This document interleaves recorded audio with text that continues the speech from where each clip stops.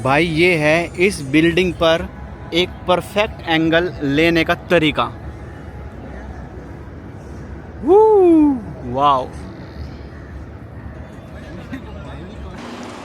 दोस्तों, इस बिल्डिंग को आप पहचान चुके होंगे। जब भी आप दुबई का नाम सुनते हैं तो ये बिल्डिंग आपके जहन में घूमती होगी। ये लाजिब भी है क्योंकि भाई ये इस दुनिया की सबसे टॉलेस्ट, सबसे बड़ी बिल्डिंग है, बुर्ज खलीफा। और एक 100% मैं गारंटी लेता हूँ, जब भी आप दुबई का नाम सुनते होंगे या आप सोचते होंगे कि आप दुबई जाओगे और आप इस बिल्डिंग में रहोगे या इसके आसपास का ये जो एरिया है, मैं आपको दिखा दूँ, ये जो इसके आसपास का एरिया है, आप इसके आसपास के एरिया में रहोगे तो भाई ये वहम मैं आपका दूर कर देता हूँ। अभी अगर आपके पास पैसा ज़रूरत से थोड़ा ज़्यादा है तो आप इस एरिया में यहाँ पर सरवाइव कर पाओगे। अगर आप एक मिडिल क्लास फैमिली से हो या आपके पास ठीक ठाक पैसा है बस, तो फिर आप इस एरिया को भूल जाओ। यहाँ पर सिर्फ आप इस बिल्डिंग के दर्शन करने के लिए आओगे। आपको रहना पड़ेगा किसी दूसरे एरिया में। वो एरिया मैं आपको दिखाऊंगा। एक्चुअली क्या है, मैं अभी अपनी खाड़ी देशों की यात्रा पर हूँ। इससे पहले मैं ओमान देश में गया था और अब कल मैं दुबई आ गया था। तो अगर आप मेरी ओमान की सीरीज़ देखना चाहते हैं तो मैं ऊपर आई बटन में लिंक दे दूंगा, वहाँ से आप देख सकते हो। और इस वीडियो में मैं आपको दुबई की रियलिटी बताऊंगा भाई, कि दुबई में जो पैसे वाले हैं वो कैसे रहते हैं और जिसके पास पैसा नहीं है वो यहाँ पर कैसे रहता है। अगर आपके पास ज़्यादा पैसे नहीं हैं तो फिर आप दुबई के कुछ ऐसे एरिया में स्टे आपको करना पड़ेगा। और जो दुबई आपको एडवर्टाइजमेंट में या यूट्यूबर के द्वारा दिखाई जाती है, बड़ी बड़ी बिल्डिंगों में आप रुकोगे, उसको आप भूल जाओ। वो आपका सपना रह जाएगा। उसके लिए आपको मोटा पैसा खर्च करना पड़ेगा। और अब मैं आपको इस एरिया के जो हॉस्टल हैं या जो यहाँ पर लोग रुकते हैं, जो लेबर क्लास के या मिडिल क्लास जॉब जो करते हैं यहाँ पर, वो किस टाइप के एकोमोडेशन में रहते हैं वो दिखाता हूँ। उसके अंदर का नज़ारा देखिए।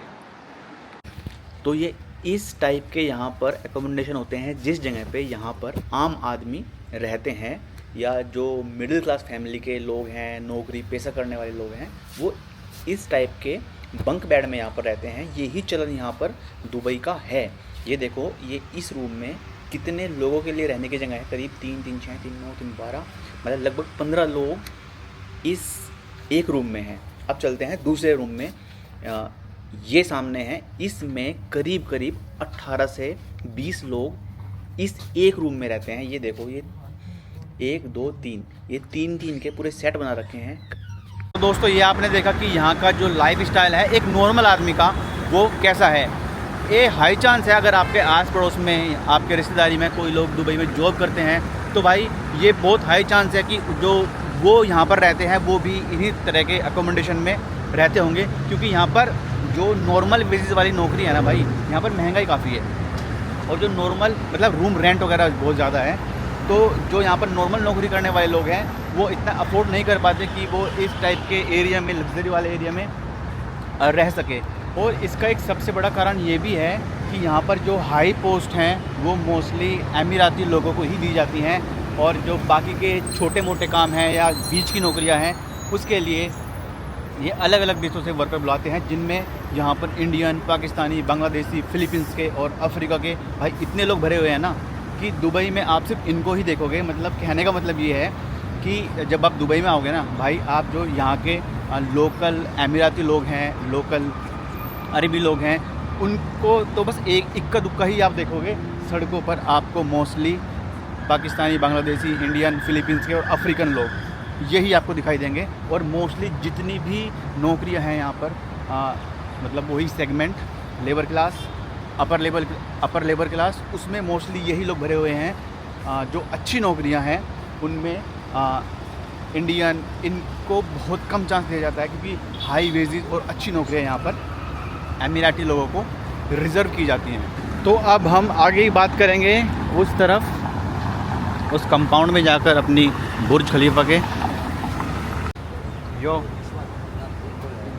Where you from? Where you from? I'm from Ghana. Ghana. West Africa. Okay, he is from Ghana. भाई मैंने कहा था ना कि यहाँ पर बाहर के ही लोग आपको मिलेंगे। Again hello. Yes, I'm from Ghana. Yeah, I'm from Ghana. Ghana. You work here? Yes, I'm working here. Wow, good. Yes. How long? 2 months now. 2 months? Only 2 months? Salary is good or not? Okay. Good. I get up to 3,000 plus. 3,000 plus? Yeah, better. It's Good. better than Sweden. Your country, your home country. My home country? How much? If I send it to my home country, Ah, yes. it will be about 6,000. Yes. Good. Yeah. And in Dubai scenario, it's good salary? Yeah, better. Better. 3,000 dirham. Yeah. Oh, good. You are happy? Alhamdulillah. Alhamdulillah. As far as you have something doing, alhamdulillah. Yeah, good. As Well, far as you have something doing, it's better than sitting. So it's good, inshallah. Let's go. Okay तो भाई चलो इसको कर लेते हैं हम पार। इनको भी देख लो भैया को, इतने खुश हो रहे हैं। तो भाई सैलरी है यहाँ पर 3,000 इसकी दिरहम है। तो अब यहाँ से एक रफ़ आइडिया निकल के आता है कि 3,000 सैलरी मतलब इंडिया के लगभग 70,000 रुपये। और यहाँ पर जो मैंने अभी आपको अकोमोडेशन दिखाया था, जो शेयरिंग में रहते हैं लोग, उसका किराया मिनिमम 1,000 AED 1,000 दिरहम पर मंथ का है। तो 1,000 पर मंथ लगभग 23,500 रुपये हुए। और मतलब लगभग मोटा मोटी 40,000 रुपये यहाँ पर जो लोग काम करते हैं वो बचा लेते हैं। इसीलिए वो लोग इस टाइप के अकोमोडेशन में रहते हैं, क्योंकि अगर वो प्रॉपर अपने एक रूम लेने लगे या फ्लैट लेने लगे तो भाई जितने वो टोटल कमा रहे हैं ना 3,000 दिरहम, वो लगभग 2,500 दिरहम 2,000 दिरहम तो वो रूम रेंट में ही दे देंगे। फिर क्या कमाएंगे और क्या खाएंगे। भाई अब मैं आ गया हूँ बुर्ज खलीफा के उस तरफ जहाँ पर यहाँ का लाइट फाउंटेन शो होता है, वो इस जगह पर होता है। पर अभी किसी कारण से ये फाउंटेन शो बंद है और वो आप सामने देख रहे हैं वहाँ पर दुबई मॉल। और ये यहाँ पर अभी ऐसा कुछ माहौल, ऐसा कुछ नज़ारा यार सामने के ना, ये अपार्टमेंट देखो भाई क्या ज़बरदस्त हैं भाई। सच कहा है किसी ने कि इस दुनिया में पैसा बोलता है।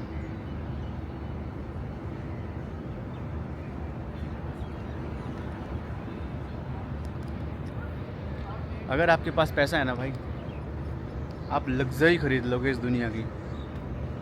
तो फिर ये आज दुनिया आपकी है, आपके कदमों में है, बस पैसा होना चाहिए आपके पास। अब भाई हम बात करते हैं कि दुबई आखिर इतना फेमस हुआ कैसे। क्योंकि दुबई की अगर आप हिस्ट्री देखो तो दुबई पहले सिर्फ एक मछुआरों का गांव था जो कि फ़िशिंग करता था। उसके बाद में फिर पर्ल्स का बिज़नेस करता था। भाई इसकी स्टोरी ना, मतलब ये पूरी दुनिया को चौंका देने वाली स्टोरी है। शायद अगर आपका इंटरेस्ट हो आप सुनिए, मैं आपको बताता हूँ।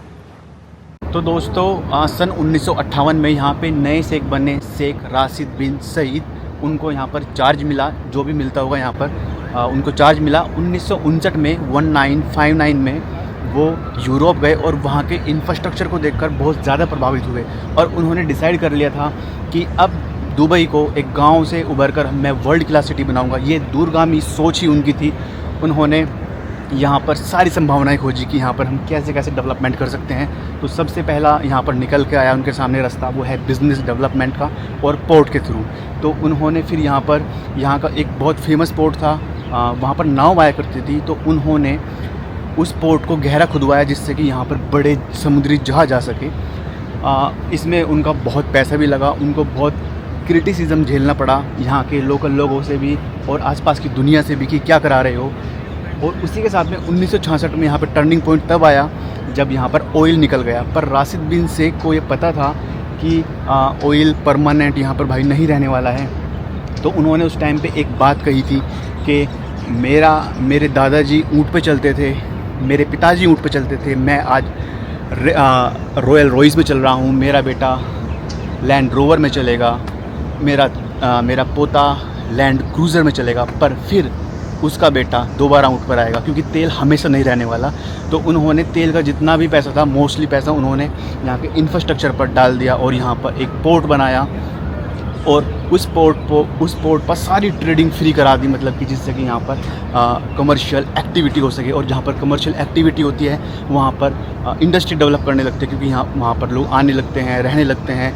एक उदाहरण का बताता हूँ, अगर आपके गांव से एक हाईवे निकल जाए तो वहाँ पर बहुत सारी कमर्शियल एक्टिविटी होने लगती है, जैसे कि वहाँ पर कोई ढाबा खोलेगा, कोई चाय की दुकान खोलेगा, कोई क्लॉथ की दुकान खोलेगा। तो सेम यहाँ दुबई के साथ में हुआ, और दुबई को उन्होंने एक नेक्स्ट लेवल जाकर टैक्स फ्री कर दिया, जिसने यहाँ पर एक क्रांतिकारी मूवमेंट लाया।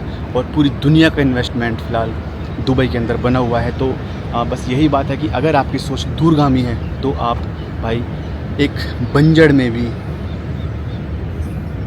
ये खड़ा कर सकते हो, क्योंकि दुबई एक रेगिस्तान है मेरे भाई। अगर रेगिस्तान में ये हो सकता है ना, तो कहीं कुछ भी हो सकता है भाई। यहाँ पर आप ट्रस्ट कीजिए, यहाँ पर इतनी गर्मी है कि धूप में अगर आप बाहर निकलोगे ना तो बस आपके सर में दर्द हो जाएगा, या फिर मतलब कुछ ना कुछ आपको हो जाएगा, आप बीमार पड़ जाओगे। अगर इतनी विषम परिस्थिति में दुबई इतना डेवलपमेंट कर सकता है तो शायद हमारे देश के पास बहुत कुछ है डेवलप करने के लिए। अच्छा वेदर है, अच्छे लोग हैं, बस एक नीयत साफ़ होनी चाहिए हमारे नेता लोगों की। खैर दोस्तों, ये एक छोटी सी कोशिश थी कि मैं आपको दुबई की रियलिटी बता सकूं। मैं कोशिश करूंगा इस वीडियो में कि आगे आपको यहाँ की लोकल मार्केट एक्सप्लोर करा सकूं। यहाँ पर लोकल मार्केट कैसी है, मार्केट में खाना कैसा है, कितनी महंगाई है, कैसे लोग रह रहे हैं यहाँ पर, कितनी अर्निंग कर रहे हैं, वो सब मैं इसमें आगे वीडियो में शूट करने वाला हूँ। तब तक आप ये ज़बरदस्त नज़ारा लीजिए मेरे भाई, ज़बरदस्त नज़ारा।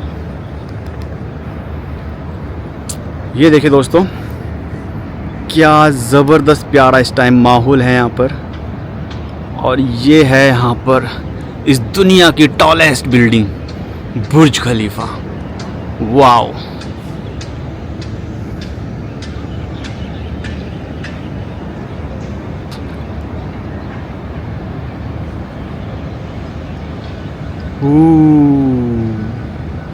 What a beauty. तो दोस्तों बस वही है, अपनी थिंकिंग हाई रखिए और अपने आप पे विश्वास रखिए, भले ही आपका कोई कितना भी मजाक उड़ाए। अगर शेख राशिद बिन सईद ये काम कर सकते हैं, एक रेगिस्तान में ऐसा शहर बना सकते हैं, तो आप भी कुछ ना कुछ कर ही जाओगे, मैं भी करूँगा ही। अब चलते हैं इस सिटी में किसी अलग जगह, मैं आपको दिखाता हूँ दुबई की रियलिटी। मैं इसमें रियलिटी दिखा रहा हूँ आपको। मैंने जानबूझ के वीडियो यहाँ से स्टार्ट की थी जिससे कि आप लोग मोटिवेट हो सके। अब आपको मैं दुबई ग्राउंड से दिखाऊंगा, जो यहाँ की मार्केट्स हैं, जो यहाँ पे आम लोग आपकी तरह, मेरी तरह, आपका कोई रिश्तेदार यहाँ पर रहता है, वो किस टाइप से रहता है। क्योंकि ये यहाँ का डाउनटाउन है, मतलब यहाँ का हार्ट ऑफ दुबई है, तो यहाँ पे तो प्रीमियम लग्जरी मिलेगी।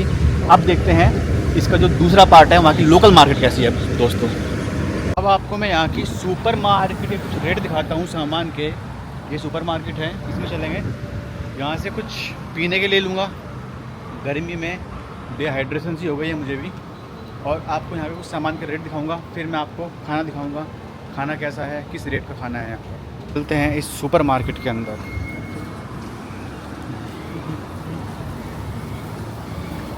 भाई यहाँ पे पेप्सी है 3.95 दिरहम की। नूडल्स हैं यहाँ पे वेजिटेबल वाले 4.50 दिरहम, एक ही है 3.95 दिरहम। ये चावल का कट्टा है भाई 23.95 दिरहम का, 5 किलो का। मैं लूँगा ये योगर्ट, एक है लस्सी। ये वाला तो मुझे इतना बढ़िया लगा नहीं था, तो मैं लूँगा ये वाला। ये है 3 दिरहम का। तो ये 3 आइटम भाई मैंने लिए हैं, इनका बिल कराते हैं।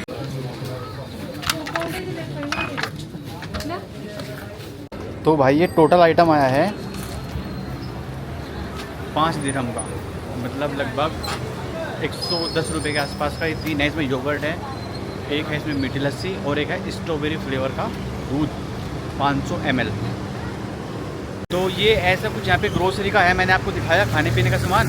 अब खाना खाएंगे हम। इसके पास ये रेस्टोरेंट है, यहाँ पर ये मलिक करके रेस्टोरेंट है, इस पे हम खाना खाएंगे और फिर बताऊंगा खाने का रेट क्या है। वैसे मोटा मोटी 7 से 8 दिरहम का इसे बिल आता है, दाल और रोटी का। चलो भी चलते हैं। यहाँ पे जो ये है ना भाई मीठी लस्सी, ये वाली, ये है मतलब यहाँ का मेरा सबसे फेवरेट पीने का सामान। मतलब ये मीठी लस्सी है 1 दिरहम में, और टेस्ट भाई इसका ज़बरदस्त है। तो भाई इसका टेस्ट है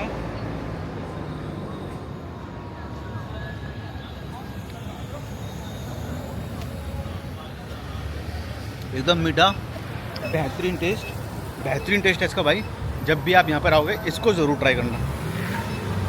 तो दोस्तों मेरी एक छोटी सी कोशिश थी कि मैं आपको दुबई के बारे में एक यूनिक जानकारी दे सकूं, आपको मोटिवेट कर सकूं। ये सिर्फ मोटिवेशन नहीं है भाई, आपको बता सकूं कि जहां चाह है वहां राह है। आई होप आप तक मेरा संदेश पहुंचा होगा, जो मैं कहना चाहता था, जो मैं आपको दिखाना चाहता था। अगर आपको वीडियो अच्छी लगी है तो मुझे ऐसे ही प्यार करते रहिए। मैं आपको दुबई नहीं बल्कि पूरी दुनिया एक अलग तरीके से दिखाने की कोशिश कर रहा हूँ भाई। मुझे बहुत प्यार करते रहिए। मैं आपका अभिषेक कालखंडे, मिलता हूँ आपको दुबई की नई वीडियो के साथ, धमाकेदार वीडियो के साथ। तब तक आप इस दुनिया की सबसे ऊंची बिल्डिंग पे कुछ नज़ारे देखिए मेरे भाई।